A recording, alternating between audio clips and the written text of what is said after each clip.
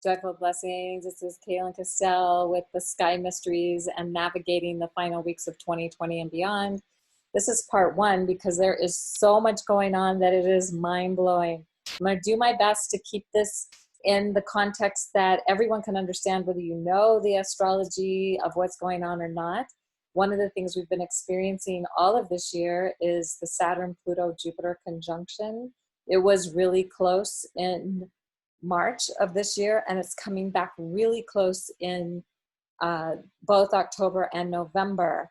And so something I shared on Facebook in the last few days is how this lineup of Saturn, Jupiter, and Pluto coming back together in close proximity in the sign of Capricorn is continuing to dismantle the old unsustainable structures, destroying the world as we know it. This death and rebirth process is messy, it's uncomfortable, and for many it has been downright painful. So if you're feeling challenged to the core of who you are not alone. If you are feeling like life will never be the same, you're right, it will never be the same again. And how the world looks going forward has to do with our personal and collective choices. So are you creating from fear or from inspiration? Are you hopeful or feeling hopeless? Perhaps you find yourself bouncing between courageously hopeful and fearfully hopeless. If so, you are not alone. And so, since the world we experience is a reflection of where we focus our intention, it is wise, and wisdom is a Saturn feature, to focus on hope, a Jupiter feature, and surrender, a Pluto feature, to what is dying so we can be empowered, also a Pluto feature, by the new birth. And this really requires us to develop the qualities of trusting the process and feeling what we feel. And so I'll share a little bit more on that as we go along with this video, but just so you are aware that you are not powerless. This is happening in the world, but we always have choice about how we respond to the events that are taking place. And yes, they're going to intensify, and yes, we won't have control over that, but we will have control over our response to that. So we're going to begin October 2020 with an Aries full moon. It's kind of sitting between Mars and Chiron. And also because Mars is connected to Eris, Eris is the goddess of discord and disruption so that something new can come in. All of this is in square to the Jupiter, Saturn, Pluto conjunction. And so it is activating and amplifying that triple alignment as well. So this Aries full moon will be very amazingly activating as we begin the month of October.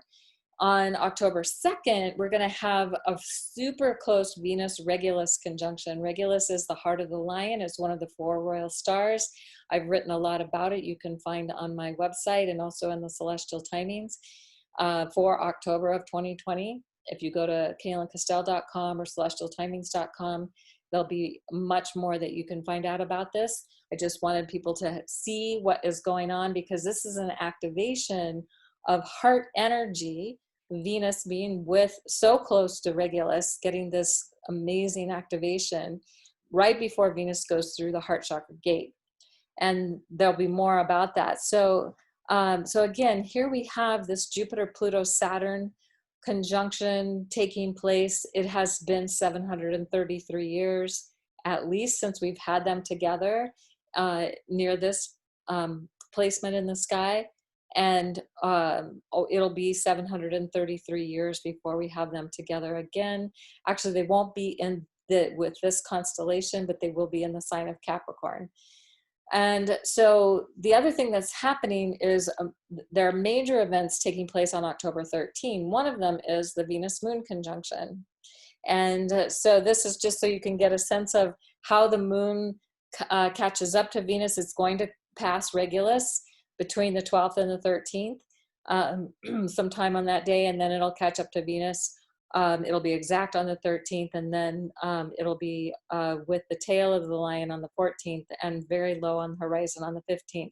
This is something that I share a little bit more about, not that much more about in the October timings, And I highly recommend people go out and see in the morning sky. The sun's coming up later, so it's easier to get up and see these things and get your own transmission of what this means.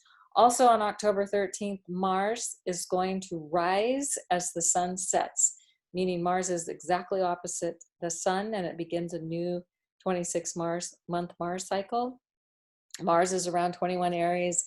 Eris is also in the same area of the sky, very close, fairly close to Mars, and at around 24 Aries. So this is part of what is activating the Jupiter, Saturn, Pluto conjunction. And essentially what we have is this powerful Mars energy, this inspired action in the Aries realm. Eris, who's here to create the disruption of the old so something new can come in. These are powerful activations, but mean we basically don't know exactly what is going to happen, but we can be in a place of open response to these events. And again, on October 13th, we'll have the Moon-Venus conjunction, and we'll also have Mercury stationing retrograde. So this is a quote that I always feel kind of sums up a Mercury retrograde or anything that is happening in Scorpio, from Clarissa Pinkola Estes in her book, Women Who Run with the Wolves. And she talks about the life, death, life process of animation, development, decline, and death is always followed by reanimation. We are in a death process of the current culture, and all the ways that things are not, as I started out by saying, that are not working for us now. So this cycle affects all physical life and all facets of psychological life. Everything, the sun, novas, the moon, as well as the affairs of humans, and those of the tiniest creatures like cells and atoms, has this fluttering, then faltering, then fluttering again. The instinctual nature has the miraculous ability to live through all positive boon and all negative consequence and still maintain relationship to self and to another. So this is part of what we're experiencing, and allowing ourselves to feel what we feel. When we can feel it, we can heal it. And so giving ourselves permission to have whatever experience we're having, while also with intention, focusing on what it is that we want to be bringing forth. So this is just kind of a summary of some of the things that we've talked about. We've talked about the Aries full moon on October 1st, Venus moving into Virgo with Regulus on October 2nd. I forgot to mention that Pluto is stationing direct on October 4th. And then on October 13th, again, we have the Mars opposition to the Sun, Mercury stationing retrograde, and the Venus-Moon conjunction at the heart chakra gate. On October 15th, the Sun will square Pluto. We'll have the new moon. It's a perigee new moon, the closest moon to the Earth of this year, the closest new moon this year, that will have an impact on the tides and the weather patterns. It's also going to be with the star Spica. It's a powerful new moon on October 16th. On October 18th, we have Venus opposite Neptune, Sun square Saturn, Mars square Jupiter, another powerful triple activation happening at that time.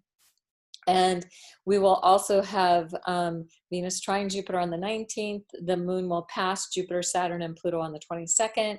Venus will trine Saturn. Venus enters Libra on the 27th, and we'll have a second full moon, not a blue moon by the original definition of blue moon. There is an article about what is a true blue moon, but there are two full moons in the month of October.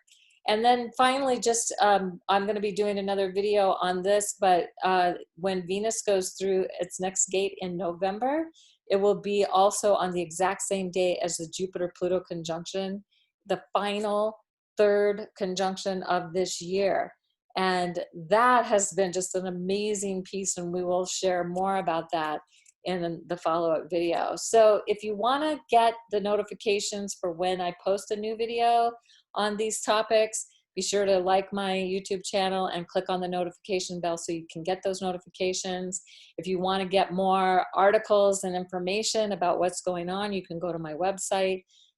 Both KaylinCastell.com or celestialtimings.com takes you to the same place. If you want to know more about the Venus cycle, of course, VenusAlchemy.com is a great source of information about the Venus cycle.